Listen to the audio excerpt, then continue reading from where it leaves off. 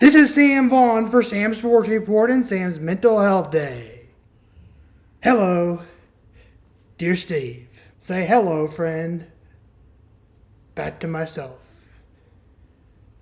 I know that sounds weird, or maybe different to you, but right now in life, so hard, so confusing for me, I need to say hello, friend. Getting back to basics in life will teach me things. Steve was pretty good at getting back to basics, and that's what the Pelton helped me do, long story short. But baseball was one of Steve's favorite things. And if he can get back to talking about 1961, one of my favorite movies of all time, with Roger Maris and Mickey Mantle. And guess what?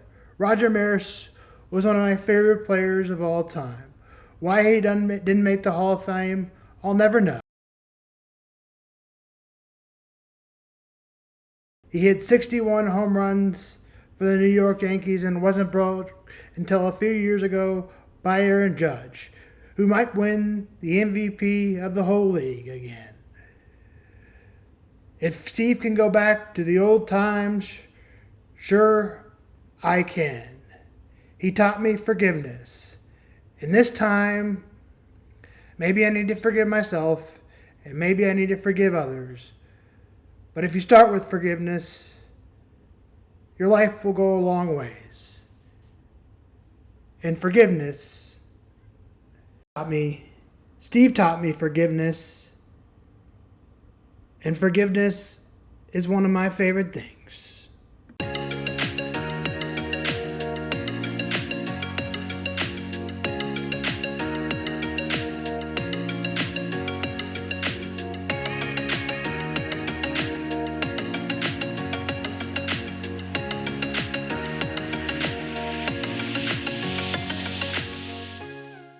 He's been a local inspiration for nearly 2 decades, ever since he lost his arm in an accident. And since becoming a Peloton instructor last year, Logan Aldridge is now a global fitness celebrity. Here he is meeting some of his fans in North Hills last month during a brief visit to his hometown.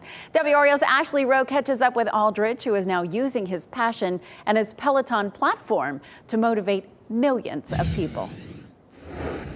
I'm in here in the Peloton strength training studio. It might seem like an unusual start to fitness class. Muscle cut tank top.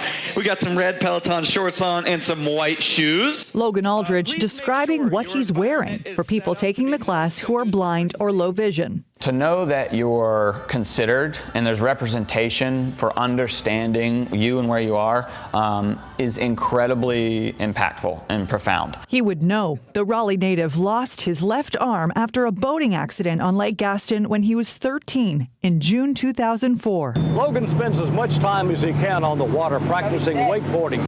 We've been following his inspiring story since the accident. Logan making short work. Sharing his return to competitive sport and when he was crowned the strongest one-armed man on earth in 2019. What has changed since we last saw you in 2019? Oh boy, so much in really unique ways that I would have never expected. First of all, I'm a Peloton instructor. That's incredible. That's insane. Since becoming a Peloton instructor last year, Aldridge is in rare air, reaching 7 million people around the world. His classes emphasize adaptive fitness. Brakes engaged if we're in our wheelchair. Exercise that incorporates the needs of people with varying abilities. Is it difficult to conceptualize just how much of a leader he is seen as globally? It is. When you sit in the room with him and we're talking, you're amazed that your child has such knowledge. Aldridge credits his mom for molding his indomitable spirit. When she told him moments after the 2004 accident, it's just an arm.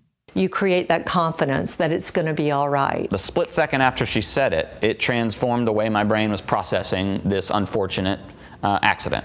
It's just an arm is a mantra he still uses, a metaphor to help people of all abilities on their fitness journey. I recognized that there was an opportunity, and frankly one that I feel like was my life's purpose, which is to showcase and not let one feel limited or defined by their varying ability. I can't go see Steve for 5 minutes or 10 minutes. I'll live in his life, spirits forever, that story to come.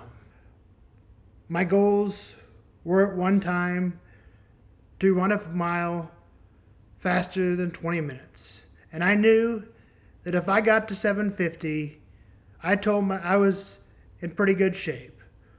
Well, I've done that. And I know that's not a high number for some of you, but it was for me. It told me I was back to being in the best shape of my life. So I need to go back to the basics. Do what Steve did. He always went back to the basics. This app helped me take one foot in front of the other and run and go far and far places I've never believed.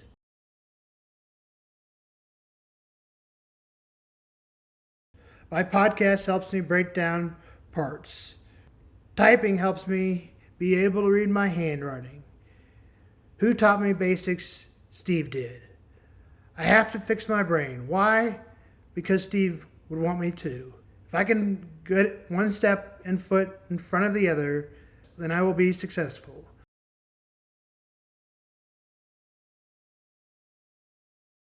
Now on to baseball.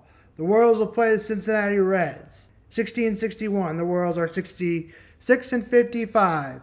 Michael Lorenzo will go for the Royals and Nick Martinez will go for the Reds. Lorenzo has been very good in his first two starts, but the Royals lost his first start late. The bottom line is the Royals need a good pen to go anywhere in the playoffs.